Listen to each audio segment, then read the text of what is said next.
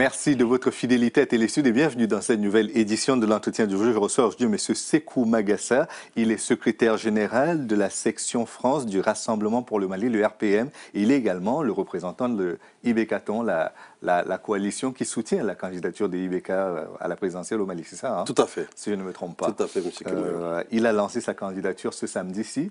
Tout à fait, de samedi dernier à Bamako. Ça s'est passé devant beaucoup de personnes. Au Centre international de conférence de Bamako. De Bamako, tout à fait. Donc vous êtes satisfait, j'espère. Vous attendiez qu'il se prononce. Nous sommes complètement satisfaits parce que ça fait longtemps que les Maliens attendaient ça. On va dire depuis 2002, puisqu'on sait très bien que 2002, ça a été un moment très compliqué pour le Mali. Il a fallu, disons, l'esprit de vision de IBK et son sens de responsabilité pour permettre au Mali de passer quand même 10 années de paix civile, on va dire. Et donc, à partir de ce moment-là, les Maliens ont pris date pour dire qu'en 2012, on attend IBK et cette annonce correspond à plusieurs appels qui ont été lancés, soit par des partis politiques, il y en a eu déjà en octobre, il y a eu plusieurs associations, des clubs, en France, aussi bien en France qu'au Mali. Donc il y a eu beaucoup de discussions et aujourd'hui, que IBK réponde favorablement à ces appels-là, disons que les Maliens s'attendent un peu à ça, puisqu'ils savent que c'est quelqu'un c'est un responsable qui tient toujours ses engagements et qui a un sens aigu de l'État et de sa responsabilité historique pour le Mali de 2012. Je disais en début d'émission que vous êtes le secrétaire général de la section France de son parti, le Rassemblement pour le Mali, le RPM. Tout à fait. Mais vous présidez également une structure qui soutient son... Pourquoi créer une structure en parallèle d'un parti politique qui est quand même le parti du leader, du candidat? Alors, je pense que ça, c'est une question essentielle. Les élections de 2012 au Mali sont très différentes de toutes celles qui se sont passées jusqu'à présent. Parce qu'on a un engouement transparti cette année. C'est-à-dire que la plupart du temps, quand on pose la question aux Maliens, ils vous diront ouais, « je suis de tel parti, mais je vote IBK. Je suis de tel autre parti, je vote IBK. » Et donc, aujourd'hui, le phénomène IBK va largement au-delà du Rassemblement pour le Mali, donc des militants et des militantes de ce parti qui a toujours accompagné IBK depuis 2001. C'est pour ça qu'aujourd'hui, pour permettre à ces Maliens de vivre leur vie de militants, soit à l'ADEMA, soit à l'URD, soit dans d'autres partis, mais en même temps de se dire qu'au-delà des partis politiques, il y a le Mali, au-delà des partis politiques, il y a les capacités, au-delà des partis politiques, il y a les compétences, au-delà des partis politiques, il y a l'aura des uns et des autres. C'est ce qui fait que ce n'est pas une préparation au débauchage, ça?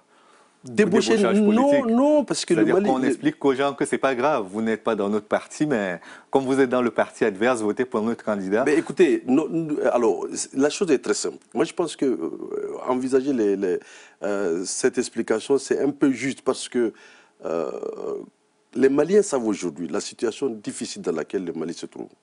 C'est-à-dire qu'aujourd'hui... Pourtant, c'est quand même, le Mali est considéré comme l'un des exemples de réussite démocratique du monde francophone. Tout à fait, réussite démocratique, tout à fait.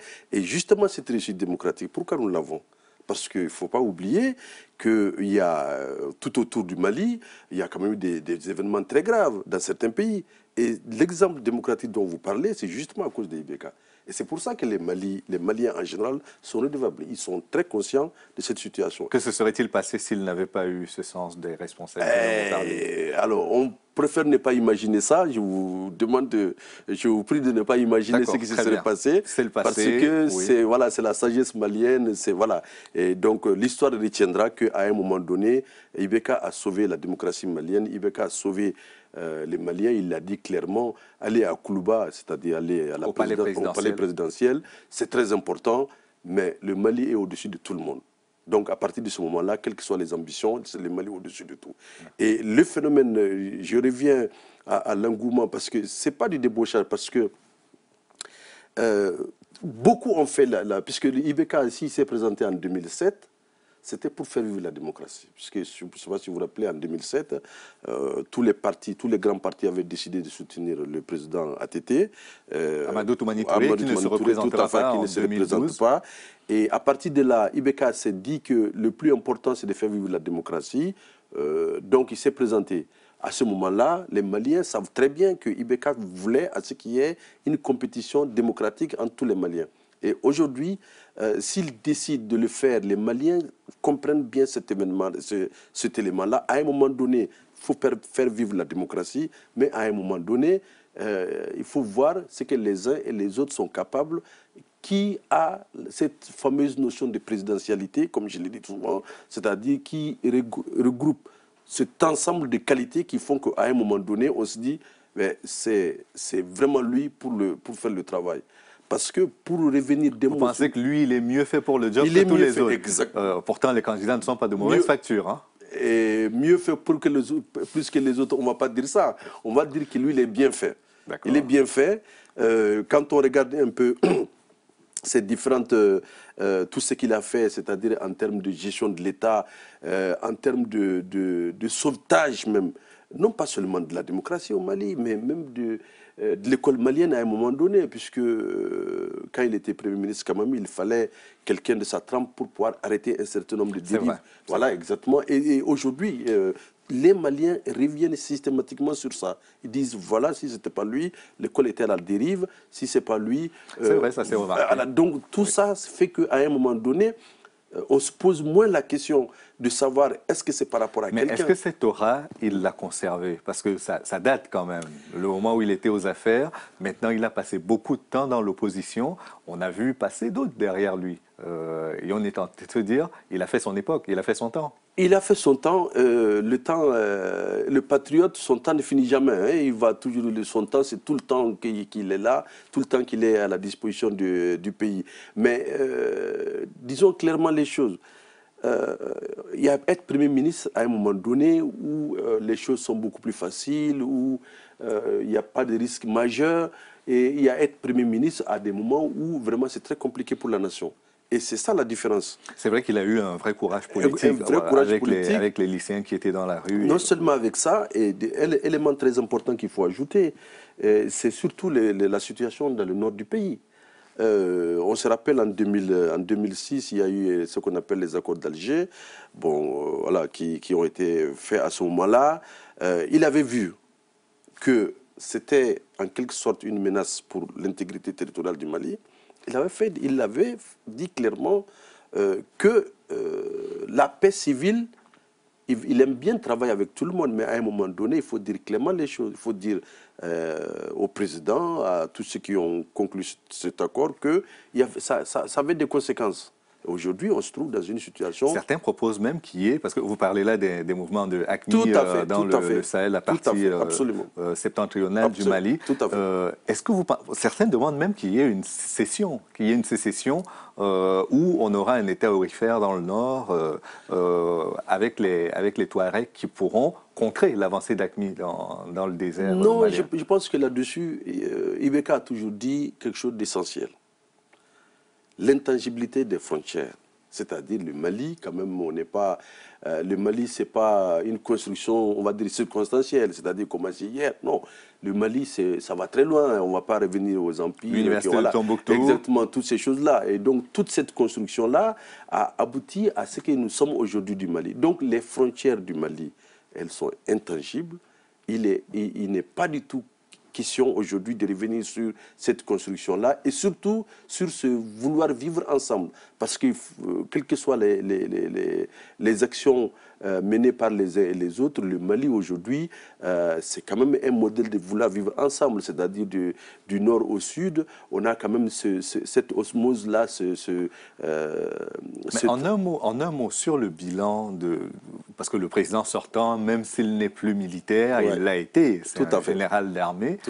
Est-ce que vous pensez qu'il y a eu une gestion de cette crise par rapport aux Touaregs, une gestion saine, encourageable, félicitable? Alors, afin de répondre à ça, je voudrais faire une toute petite remarque. Parce que nous sommes à 10 minutes après la démission déjà, parce qu'il y a un élément quand même très important qui passe inaperçu. C'est que le président ATT, le président Amadou Toumani Touré, donc, a décidé de ne pas se représenter. Alors, il y a des dispositions constitutionnelles qui font que, mais on a très bien vu en Afrique que très souvent, ce ne sont pas les constitutions qui ont empêché les uns et les autres. Et pas qu'en Afrique d'ailleurs, on l'a vu en Russie également. Voilà, exactement. Oui. Et donc, du coup, ce geste du président Amadou Toumani Touré est à saluer par tous les démocrates maliens. Certes, on a expliqué à un moment qu'il n'a pas de parti, certes, on a expliqué à un moment que l'avènement de la démocratie, c'est plutôt une action populaire, c'est par les Maliens, par tous les Maliens, toutes ces choses-là. Mais le fait de dire aujourd'hui, je ne me représente pas, ou je ne demande pas à me présenter, je pense que c'est à saluer, puisqu'il avait toute l'attitude d'essayer au moins sur cette question-là. Alors, sur la gestion du Nord, il a expliqué récemment, le président Amadou Toumani Touré, il a expliqué récemment qu'il a essayé de prendre la voie médiane, c'est-à-dire la voie entre la guerre et puis disons, les négociations. Il a essayé de prendre la voie intermédiaire, mais toujours dit qu'aujourd'hui, on se trouve dans une situation où le Mali est devenu le maillon faible de la zone sahélienne. Nous sommes le maillon faible. C'est-à-dire que Pourtant, c'est un militaire. Ah ben justement, non seulement c'est un militaire, mais en plus, le Mali, quand même, depuis les années 60, depuis les indépendances, on a toujours assuré l'indépendance militaire, on a toujours été quand même un État, on ne va pas dire craint, mais quand même respecté sur ce plan-là. Et si nous sommes devenus le maillon faible aujourd'hui, bon, il y a quand même des questions à se poser. Mais je pense que ces questions-là, Ibrahim Boubacar Keïta est suffisamment aguerri, il est suffisamment formé, il est suffisamment fait pour comprendre que les Maliens attendent beaucoup de ça. Est-ce que vous ne pensez pas justement que dans le sillage de ATT, IBK est en train de vouloir faire un peu de tuer un peu les partis politiques à la faveur du Rassemblement populaire? Quand vous dites qu'à côté du parti, il faut qu'il y ait également un mouvement populaire qui transcende les clivages politiques, on ne marche pas dans la même, c'est pas la même démarche? Non, pas exactement, parce que IBK a un parti politique. Il a un parti politique, mais aujourd'hui... Au-dessus duquel il se place aujourd'hui. Alors, il ne se place pas. Oui. C'est les Maliens qui le placent. D'accord. Alors, si vous voulez, nous, on vend dans nos manifestations très rapidement des cartes du parti. Il y en a qui prennent des cartes du parti. Mais si vous avez des électeurs qui se disent à un moment donné, on est au bord du gouffre, qu'ils soient de l'ADEMA, de l'URD ou de notre parti, qui se disent... on est au bord du gouffre. La seule personne qui peut nous faire sortir de cette situation, c'est celui-là. Mais on ne va pas leur dire non, restez dans votre parti, parce que la question, elle est là, en fin de compte. La question, elle est là. Et très important, parce que... on terminera là-dessus. Voilà, on termine là-dessus. Il y a un élément très important que, pour les Maliens de France, on fait attention à ça, c'est le positionnement. Alors, ce n'est pas très parlant quand on est au Mali, mais ici, très souvent, on se situe par rapport soit à la droite, soit à la gauche. IBK est foncièrement de gauche. Bon, voilà, il y en a qui sont de droite, mais bon, aussi, ça s'accepte aussi.